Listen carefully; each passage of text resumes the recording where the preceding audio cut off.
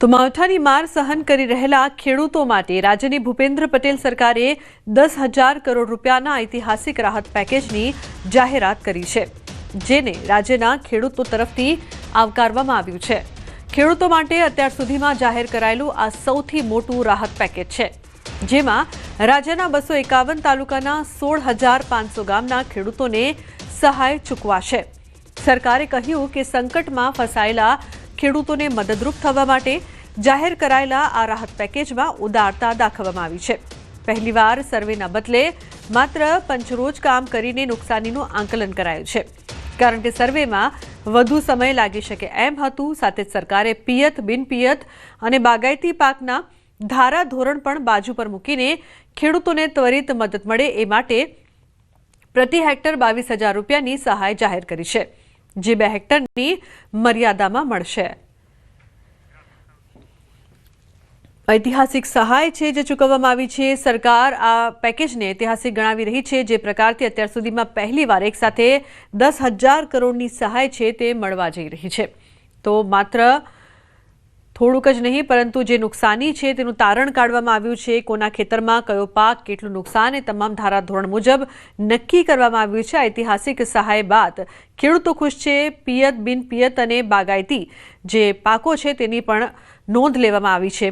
માવઠું બંધ થયાના ગણતરીના સમયમાં આ સહાય પેકેજની જાહેરાત કરી લેવામાં આવી છે।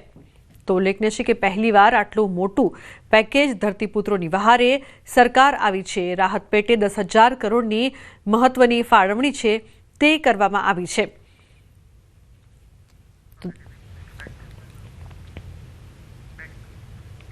ખેડૂતો માટે સરકારનું ઐતિહાસિક પેકેજ 10,000 કરોડના પેકેજને ખેડૂતોએ પણ આવકાર્યા છે। સૌરાષ્ટ્રના ખેડૂતોએ રાહત પેકેજને વધાવ્યું, સારામાં સારું પેકેજ જાહેર કર્યું તેવું ખેડૂતો કહી રહ્યા છે। કોઈ સરકારે આટલું પેકેજ નથી આપ્યું।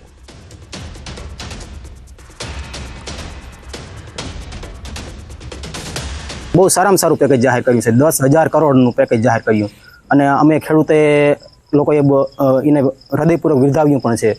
બહુ ઇતિહાસનું આ પહેલું રાહત પેકેજ છે કે આની પહેલાં કોઈ સરકારે આટલું મોટું રાહત પેકેજ જાહેર કરેલ નથી।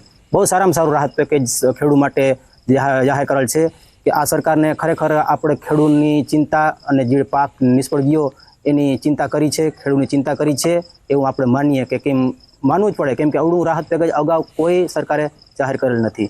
વહેલાહર જલ્દીથી જલ્દી ખેડૂતને આનો લાભ મળે અને ખાતામાં જલ્દીથી જલ્દી પૈસા આવે તો અમે આગળના પિયતની અમે વહેલાહર પિયત લઈ શકીએ। એવા મેસેજ મળ્યા છે કે સરકારે મોટી રકમ જાહેર કરી છે, અંદાજે 10,000 કરોડ રૂપિયા ખેડૂતો માટે। તો આ બહુ સારી બાબત કહેવાય અને ખેડૂત ઘણા બધા જે નુકસાની ગઈ છે ખેડૂતને એમાં ઘણી બધી રાહત થઈ શકે એમ છે। બહુ મોટું રાહત પેકેજ જાહેર કર્યું કે 10,000 કરોડનું, જે એક પેલું આવું પેકેજ છે કે જેને ઓડી મોટી રકમ આપી હોય, એટલે આ જે રકમ આપી છે એ બહુ સારામાં સારી બાબત છે। માંડવી વાવી હતી 5 વીઘાની, પણ માવઠાના હિસાબે પાક બધો નિષ્ફળ ગયો છે। પણ સરકારે જે જાહેરાત અત્યારે કરી છે તે ખૂબ સારી કરી છે ને હવે આશા છે કે અમે હવે પગભર થઈ શકશી। સરકારે જે અત્યારે જાહેરાત કરી તે બહુ ખૂબ જ સરસ છે। તો ઉત્તર ગુજરાતમાં રાહત પેકેજને આવકાર। ઉત્તર ગુજરાતના ખેડૂતોએ રાહત પેકેજને વધાવ્યું છે। નુકસાનીમાં ખેડૂતોને મદદ કરવા બદલ આભાર માન્યો છે। માવઠામાં ઉત્તર ગુજરાતમાં પણ ખેડૂતોને મગફળી, સોયાબીન, બાજરી, કઠોળ જેવા ખરીફ પાકોમાં નુકસાની સહન કરવી પડી હતી।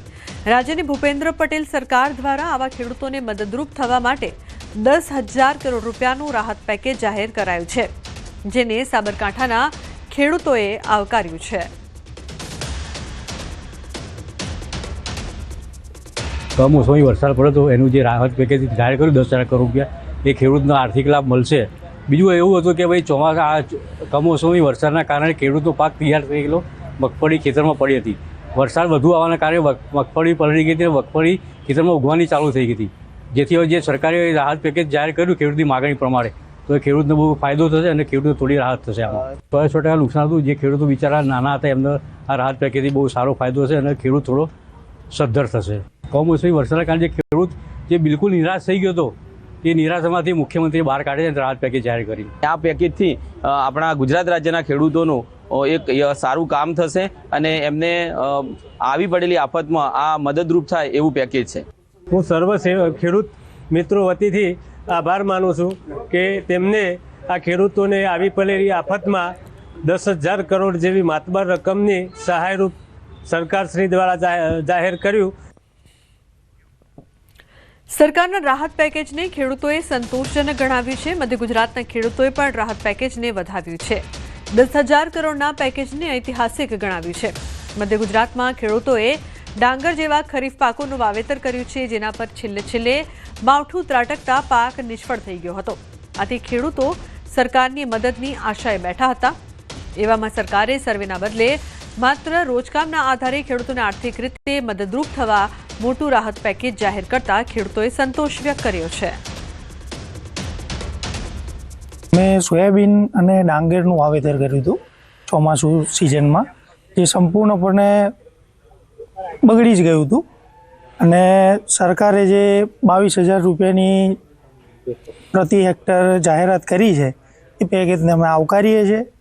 અને સરકારે જે અમારા પંચમહાલ જિલ્લાની અંદર જે સર્વે કરાવીને જે માંગણી કરી હતી ખેડૂતોને, એ બહુ સારું એવું પેકેજ જાહેર કર્યું છે.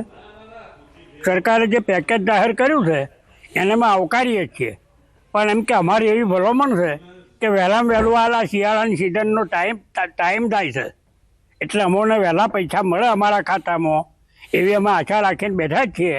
એ અમારી ફળીભૂત થાય એવી સરકારને મારી અરજ છે.